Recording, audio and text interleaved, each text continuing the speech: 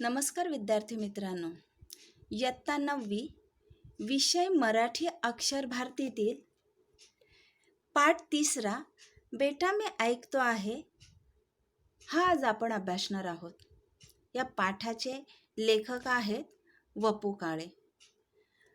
वपू काळे ह्यांचं पूर्ण नाव आहे वसंत पुरुषोत्तम काळे आणि ह्यांचा जन्म झाला 1932 मध्ये आणि 2001 मध्ये वपू काळे ह्यांचा मृत्यू झाला. कथालेखक, निबंधकार, नाटककार, कादंबरीकार अशा विविध भूमिका लेखन क्षेत्रात त्यांनी पार पाडल्या. लोंबकळणारी माणसं, पण माझ्या हाताने, पेन सलामतो, गुलमोहर, कर्मचारी, का रे भुललासी, ऐक सखे, वन फॉर द रोड, माया बाजार, स्वर संवादिनी, वलय यासारखे अनेक कथासंग्रह त्यांनी लिहिले. ही वाट एकटीची, पार्टनर यासारख्या त्यांच्या कादंबऱ्या देखील गाजल्या. आकर्षक कथानके, ओघवती निवेदनशैली आणि चटपटीत संवाद यामुळे त्यांच्या कथा वाचकप्रिय आहेत. तो बच्चों, इस पाठ का विषय कौन सा है वो हमें अभी देखना है. तर संगीत कलेवर जीवापाड प्रेम करणारे वडील व त्यांच्या अपघातामुळे संगीत सेवेपासून अंतरलेला मुलगा आणि मग त्या वडिलांच्या सौख्यासाठी धडपडणारा हा मुलगा यांचं भावस्पर्शी वर्णन प्रस्तुत पाठातून लेखकाने केलेलं आहे. लेखक म्हणतात की प्रस्तुत पाठातून त्यांनी जो विषय मांडलेला आहे या विषयामध्ये त्यांनी स्वतः निवेदकाची भूमिका पार पाडलेली आहे आणि निवेदक म्हणून ते आपल्याला सांगताना काय म्हणतात हे आता आपण पाहणार आहोत. तर सर्वात प्रथम आपण या पाठाचं वाचन करूया.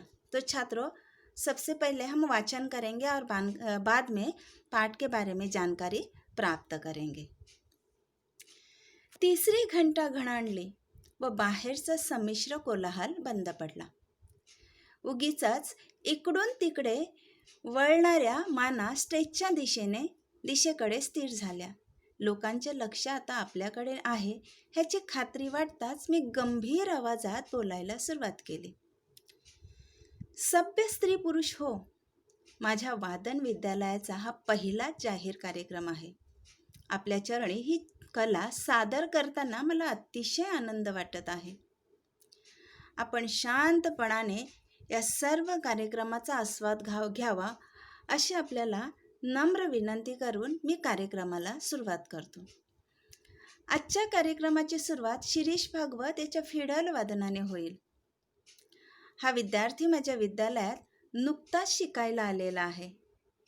कलेच्या प्रांतातील एवढा नौखा मुसाफिर आहे हे लक्षात घेऊन आपण त्याच्या हुशारीचे कौतुक करावे ही विनंती. एवढे बोलून मी शिरीषकडे पाहिले. मला या मुलाची अतिशय भीती वाटत होती. खरे सांगायचे म्हणजे माझ्या मनातून मला शिरीषला कार्यक्रम द्यायचाच नव्हता, कारण नुकताच शिकायला आलेला हा विद्यार्थी आपल्या विद्यालयाचे नाव खराब करील का याची मला खात्री वाटत होती. म्हणूनच मी त्याला कार्यक्रम देण्याचे टाळत होतो.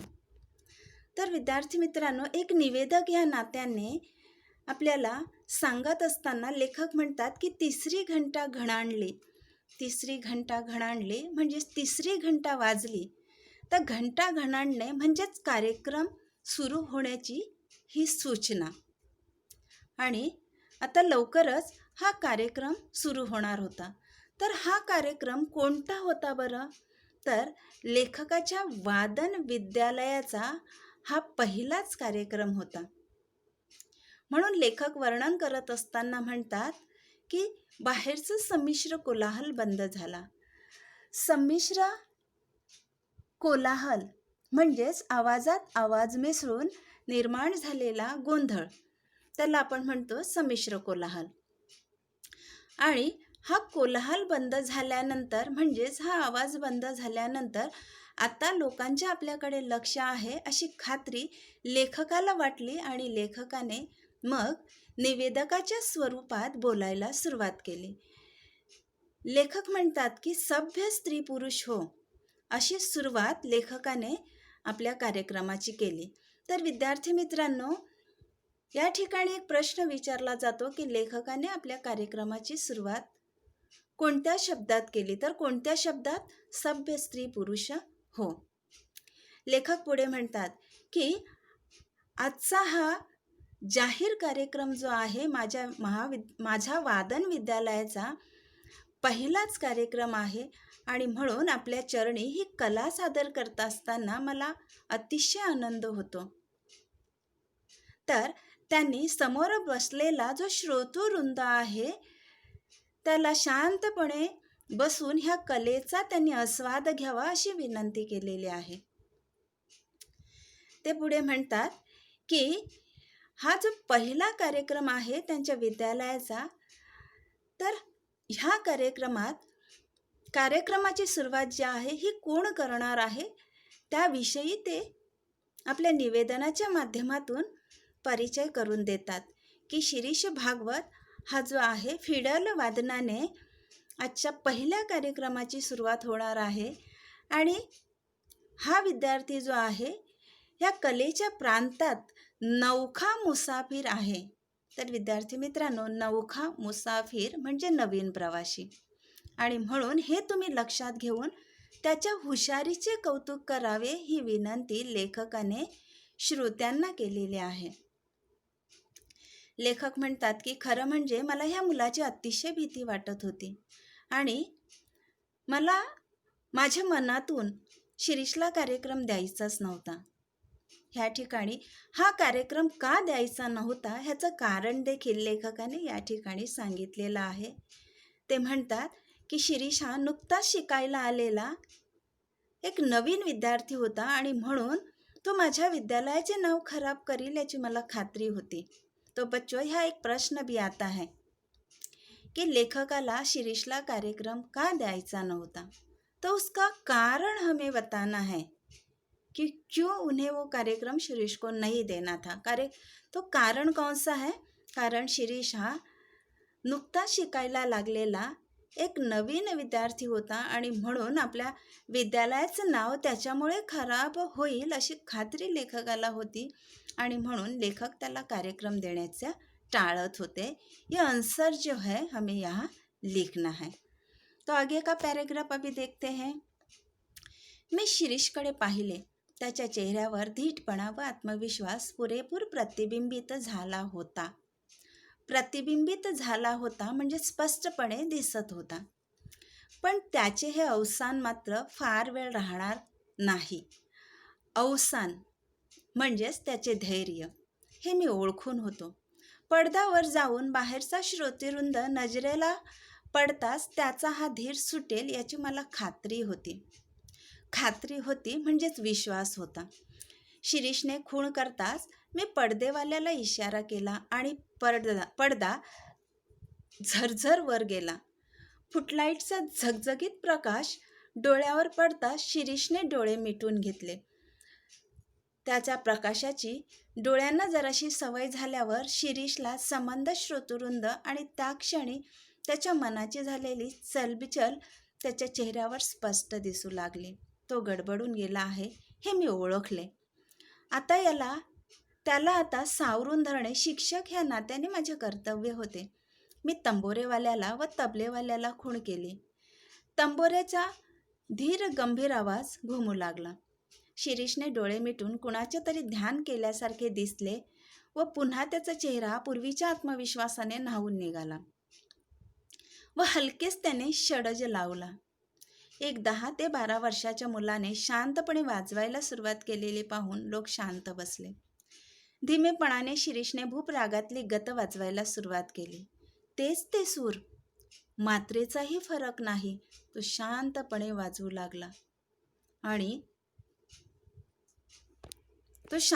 वाजवू लागला आणि लेखक म्हणतात की त्यांना एक प्रचंड धक्का बसला. त्यांच्या कानावर विश्वास बसेना आणि नजरेवरही. तो बच्चो, ह्या लेखक ने शिरीष के बारे में जानकारी दी है. वो कहते हैं की ज्या वेळेला लेखकाने शिरीषकडे पाहिले त्याच्या चेहऱ्यावर त्यांना 2 गोष्टी दिसल्या. इस पर प्रश्न आता है की लेखकाला शिरीषच्या चेहऱ्यावर कोणत्या गोष्टी प्रतिबिंबित झालेल्या दिसल्या. 2 कॉलम में उसका उत्तर लिखना है. तर एक म्हणजे धीटपणा आणि दुसरा म्हणजे आत्मविश्वास. पण त्याचे हे अवसान फार वेळ राहणार नाही हे लेखकाला याची खात्री होती. अवसान म्हणजेच बळ. की त्याचं हे अवसान फार वेळ राहणार नव्हतं. का तर शिरीषचा हा पहिलाच कार्यक्रम होता आणि ज्या वेळेला समोर बसलेला श्रोतृवृंद जो आहे, ज्या वेळेला शिरीषच्या नजरेत पडेल त्यावेळेला नक्कीच त्याचा धीर सुटेल. धीर सुटेल म्हणजेच त्याचा धीर खचेल ह्याची लेखकाला खात्री होती. आणि म्हणून शिरीषने खूण करताच लेखकाने पडदेवाल्याला इशारा केला आणि पडदा झरझर वर गेला. तर झरझर हा जोड शब्द या ठिकाणी आलेला आहे. फुटलाईटच्या झगझगीत प्रकाश डोळ्यावर पडता शिरीषने डोळे मिटून घेतले. तो छात्र झगझगीत शब्द का अर्थ आहे प्रखर किंवा तेजस्वी. तर त्या फुटलाईटचा झगझगीत प्रकाश ज्या वेळेला शिरीषच्या डोळ्यांवर पडला त्यावेळेला शिरीषने आपले डोळे मिटून घेतले आणि त्याच्या डोळ्यांना ह्या प्रकाशाची थोडी सवय झाल्यावर समोरचा श्रोतृवृंद जो होता तो शिरीषला दिसू लागला. आणि ज्या वेळेला प्रचंड श्रोतृवृंद शिरीषने पहिल्यांदाच पाहिला त्यावेळेला त्याच्या मनाची थोडी चलबिचल अवस्था झाली आणि तो गडबडून गेलेला आहे हे लेखकाने ओळखले. पण शिक्षक या नात्याने त्याला सावरून धरणे हे आपले कर्तव्य आहे हेही त्यांनी जाणून घेतलं. त्यांनी लगेच तंबोरेवाल्याला आणि तबलेवाल्याला खूण केली आणि तंबोऱ्याचा तो धीर गंभीर आवाज जो आहे हा आवाज घुमू लागल्यावर शिरीषने आपले डोळे मिटून घेतले. मग लेखकाच्या लक्षात आले की तो कोणाचं तरी ध्यान करत आहे. बच्चो, ध्यान मतलब स्मरण करणं. म्हणजे तो कोणाचे तरी स्मरण करत होता.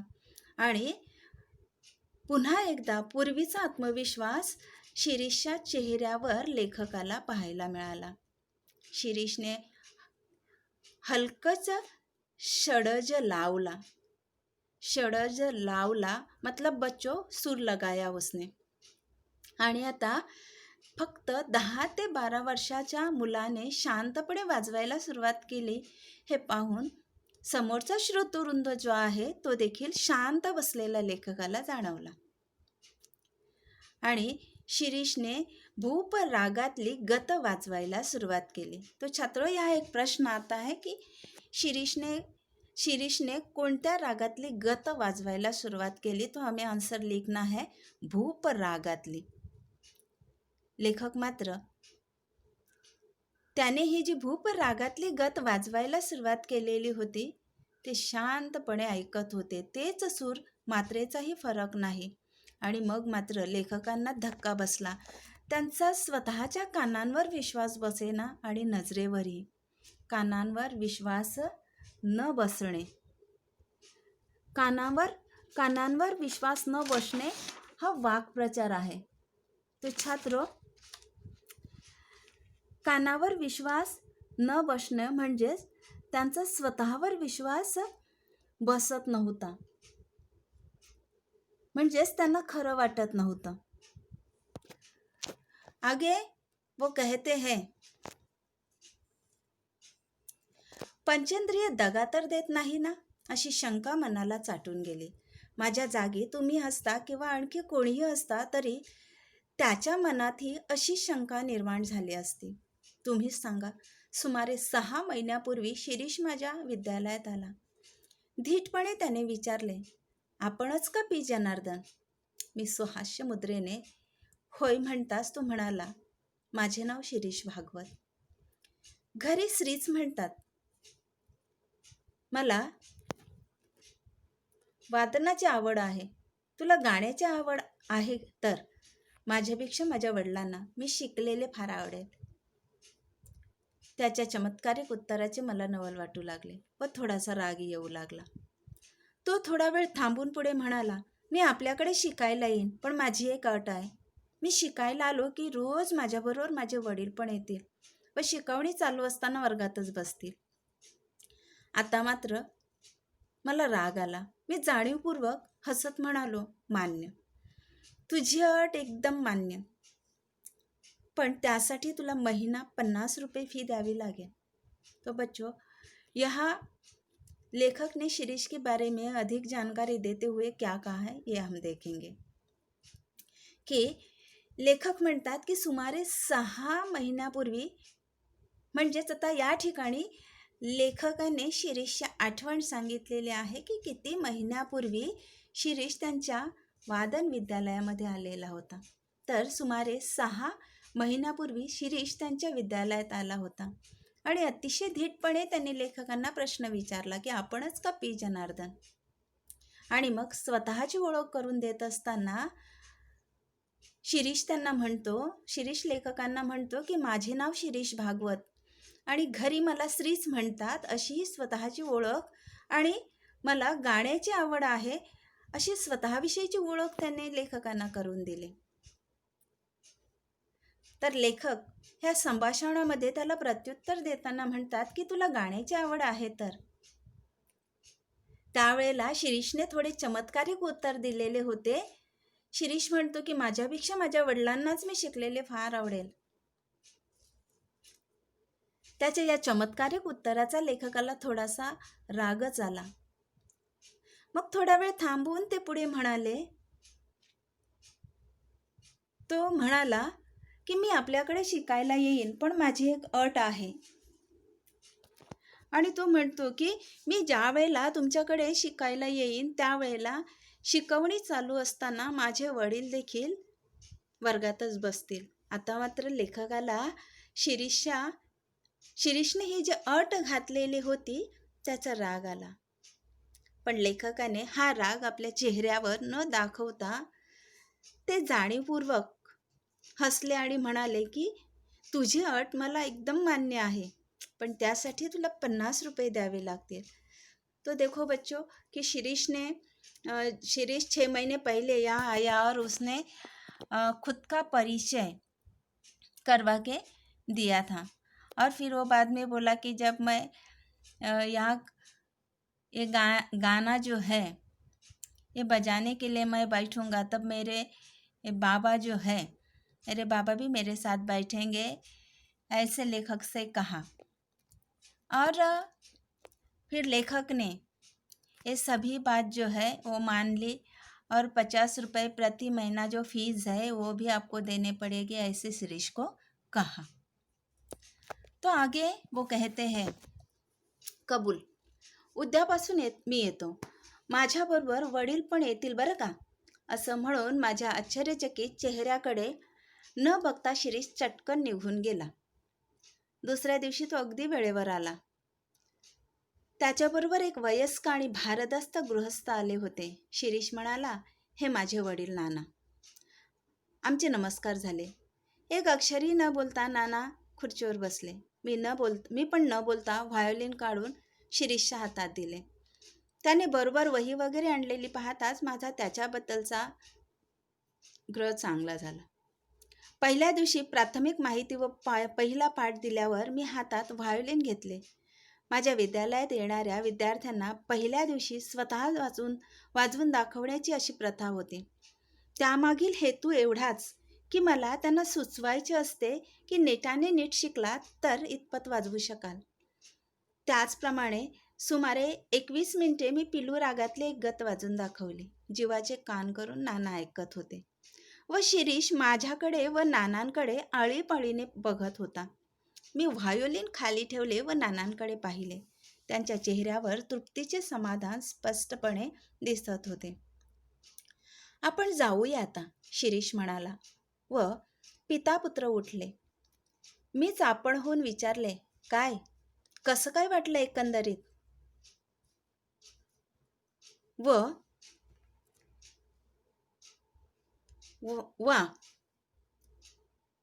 याबद्दल प्रश्नच नाही, शिरीषने मध्येच उत्तर दिले. तो बच्चों, अब देखो यहाँ अ, लेखक कहते हैं कि जैसे शिरीष ने कहा था कि मेरे बाबा जो है वो मेरे साथ आएंगे, और ऐसे कहकर वो वहां से निकल गया और दूसरे दिन वो एकदम वक्त पर स्कूल में आया आणि त्याच्याबरोबर त्याचे वडील देखील होते. आणि आल्यानंतर शिरीषने आपल्या वडिलांचा परिचय लेखकांशी करून दिला. एकही अक्षर न बोलता नाना खुर्चीवर बसले आणि नाना काहीही बोलत नाहीत हे पाहून लेखकही गप्प बसले आणि लेखकांनी देखील काही न बोलता व्हायोलिन काढले आणि शिरीषच्या हातात दिले. शिरीष येताना बरोबर त्याने आपली वही आणलेली होती आणि मग शिरीषने ही जी वही आणलेली होती म्हणजेच त्याची शिकण्याची जी उत्सुकता आहे ही पाहिल्यामुळे लेखकाच्या मनात आता शिरीषबद्दल एक चांगला ग्रह निर्माण झाला. लेखकाने सुरुवातीला पहिलाच दिवस असल्यामुळे शिरीषला प्राथमिक माहिती दिली आणि मग पहिला धडा दिल्यानंतर लेखकाने स्वतः व्हायोलिन हातात घेतले आणि त्यांनी जवळजवळ 20 मिनिटे पिल्लू रागातली जी एक गत आहे, तो बच्चों गत मतलब धून, वो बजाकर दिखाई, पिल्लू रागातली धून शिरीषला वाजवून दाखवली. जीवाचे कान करून नाना ऐकत होते. जीवाचे कान करणे हे वाक्प्रचार आहे बच्चो, म्हणजेच अतिशय लक्षपूर्वक ऐकणे. तर जीवाचे कान करून नाना ऐकत होते आणि ज्या वेळेला नाना हे ऐकत होते त्यावेळेला शिरीष एकदा लेखकांकडे तर एकदा आपल्या नानांकडे म्हणजेच आपल्या बाबांकडे तो पाहत होता. ही गत वाजवून झाल्यानंतर लेखकाने आपलं व्हायोलिन खाली ठेवलं, त्याने नानांकडे पाहिलं. त्यावेळेला शिरीषच्या बाबांच्या चेहऱ्यावर लेखकाला एक तृप्तीचं समाधान स्पष्टपणे दिसलं. हे सगळं झाल्यानंतर शिरीष आपल्या वडिलांना म्हणाला, आपण जाऊया आता. आणि पितापुत्र दोघेही उठले. मग अखेरीस न राहून लेखकाने स्वतःच विचारलं, कसं काय वाटलं एकंदरीत? शिरीष म्हणाला, त्याबद्दल प्रश्नच नाही. आता या ठिकाणी लेखकाला अपेक्षित होतं की त्यांच्या प्रश्नाचं उत्तर हे शिरीषचे बाबा देतील, पण शिरीषच्या बाबांनी हे उत्तर देण्याच्या अगोदरच शिरीषने ह्या प्रश्नाचं उत्तर देऊन टाकलेलं होतं. आपण कुठे असता कामाला? भचकपणे शिरीषच पुन्हा म्हणाला. मला वाटले की मध्ये मध्ये बोलल्याबद्दल नाना शिरीषला दम भरतील, पण उलट ते कौतुकाच्या नजरेने त्यांच्याकडे पाहत होते. नियमितपणे रोज पितापुत्रांची जोडी येऊ लागली. शिरीषची प्रगती पाहून मात्र प्रसंग मी आश्चर्यचकित होत होतो. त्याचा हात वाजवायला अतिशय हलका आणि माझ्या सर्व विद्यार्थ्यात त्याची आकलनशक्ती फारच दांडगी होती. नाना रोज त्याच्याबरोबर येत व एक अक्षरही न बोलता शांतपणे बसून राहत. मी पण त्यांच्याशी बोलत नसे. हा म्हणता 3 महिने निघून गेले. आणखी 3 महिन्यांनी होणाऱ्या माझ्या विद्यालयाच्या प्रथम कार्यक्रमात आपण शिरीषला कार्यक्रम द्यायचा असा मी निश्चय करून टाकला आणि त्यानुसार मी शिरीषला म्हणालो, शिरीष, अशीच प्रगती राहू दे. आपल्या विद्यालयाच्या कार्यक्रमात मी तुझा कार्यक्रम ठेवणार आहे. हे ऐकल्यावर शिरीषला अत्यानंद होईल अशी कल्पना होती, पण त्याच्या चेहऱ्यावर आनंदाच्या काहीही भावना दिसल्या नाहीत. इतकेच नव्हे तर त्याचा चेहरा काहीसा उतरला. तर लेखक म्हणतात की शिरीषने आता लेखकाला दुसरा एक प्रश्न विचारलेला होता, आपण कुठे असता कामाला? तर वास्तविक हा प्रश्न शिरीषच्या वडिलांनी म्हणजेच नानांनी लेखकाला विचारावा ही लेखकाची अपेक्षा होती, पण शिरीष वयाने लहान असून देखील त्यांनीच हा प्रश्न लेखकाला विचारला आणि म्हणून त्याच्या भोचकपणा म्हणजेच आगाऊपणा लेखकाला आता राग आलेला होता. मग लेखकाला वाटलं की असा आगाऊपणा केल्याबद्दल नाना त्याला दम भरतील. पण तसं मात्र काहीही झालेलं नव्हतं. तर त्या उलट नाना त्याच्याकडे कौतुकाने पाहत होते. आणि अशा प्रकारे नियमितपणे पिता-पुत्रांची जोडी, हा जोड शब्द या ठिकाणी आलेला आहे, पिता-पुत्रांची. तर पिता-पुत्रांची जोडी आता नियमितपणे येऊ लागली. आणि मात्र शिरीषची जी प्रगती आहे, लेखक म्हणतात की शिरीष अतिशय आश्चर्यचकित प्रगती करत होता. त्याची शक्ती फारच दांडगी होती. आता आकलन शक्ती म्हणजे समजण्याचे सामर्थ्य आणि दांडगी म्हणजेच बळकट. तर त्याची आकलन शक्ती जी होती ही फार बळकट होती. नाना रोज त्याच्या बरोबर येत आणि एकही अक्षर न बोलता ते शांतपणे बसून राहत. लेखक म्हणतात की मीही त्यांच्याशी बोलण्याचा प्रयत्न करत नसे. असं म्हणता म्हणता 3 महिने निघून गेले आणि आणखी 3 महिन्याने त्यांच्या विद्यालयात एक प्रथम कार्यक्रम होणार होता.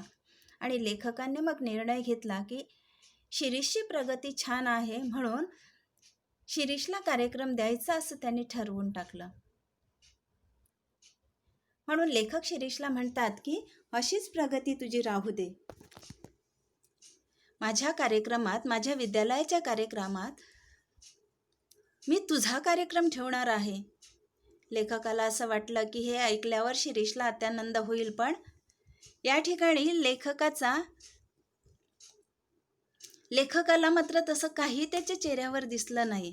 लेखकाचा अपेक्षाभंग या ठिकाणी आपल्याला झालेला दिसतो. लेखकाला त्याच्या चेहऱ्यावर काही उदासीच्या भावना दिसून आल्या. तो बच्चों, यहाँ लेखक कहते हैं कि ये जो शिरीष है, इसकी प्रगति जो है वादन में वो बहुत अच्छी थी. इसलिए लेखक ने निर्णय लिया कि आगे के 3 महीने में उनका जो कार्यक्रम, उनके स्कूल का जो कार्यक्रम होने वाला था, उस कार्यक्रम में लेखक ने शिरीष का कार्यक्रम रखने का निर्णय लिया. और ये न्यूज़ जो है जब उन्होंने शिरीष को दी तो उनकी अपेक्षा थी कि वो बहुत खुश होगा, लेकिन उसके चेहरे पर उन्हें ऐसे कुछ भी भावना दिखाई नहीं दी. त्यावेळेला शिरीषने जे उत्तर दिलं त्या उत्तरामध्ये शिरीष म्हणाला, माझ्यापेक्षा नानांना त्याचा आनंद जास्त होईल. पिता पुत्र गेले आणि प्रत्येक वेळी मिळणाऱ्या गिरीशात तऱ्हेवाईक उत्तराचे आश्चर्य मी करत बसलो. तऱ्हेवाईक उत्तर म्हणजे विचित्र उत्तर.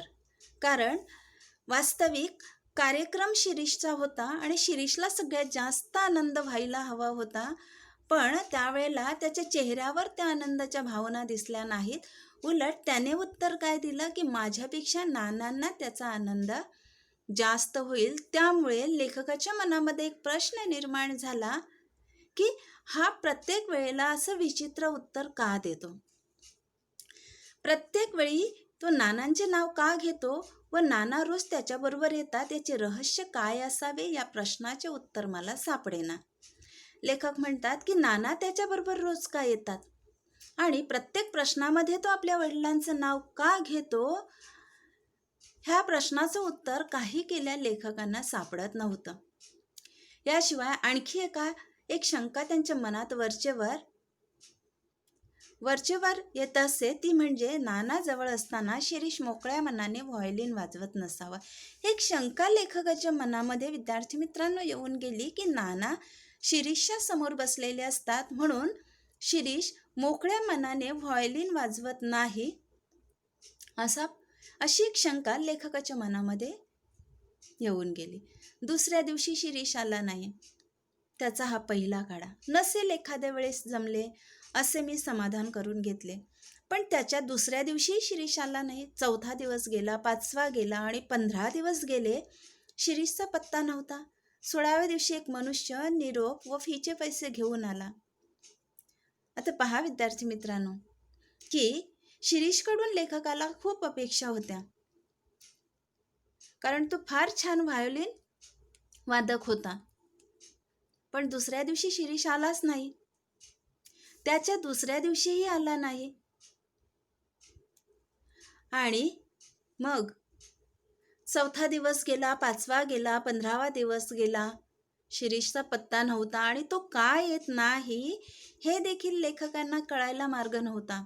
मात्र 16व्या दिवशी एक मनुष्य निरोप आणि फीचे पैसे घेऊन आला. आता कोणता निरोप हा मनुष्य घेऊन आलेला आहे हे आपल्याला पाहायचं आहे. नाना आजारी असल्यामुळे शिरीष येऊ शकणार नाही असे तो म्हणाला.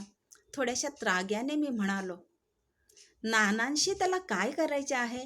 इकडे कार्यक्रम जवळ येत चालला आहे, त्याचे काय? शिरीष आला नाही. त्याची वाट पाहून मी त्याचा कार्यक्रम रद्द केला. त्याचे नाव पण काढायचे नाही असे ठरवून मी बाकीचे विद्यार्थी तयार केले. तर 16व्या दिवशी एक मनुष्य निरोप आणि फीचे पैसे घेऊन आला असं लेखक म्हणतात. आणि हा निरोप होता की नाना आजारी असल्यामुळे शिरीष येऊ शकला नाही हे त्या व्यक्तीकडून लेखकाला कळले. आणि मग मात्र लेखकाचा संताप अनावर झाला. लेखक म्हणतात की नानांशी त्याला काय करायचे आहे?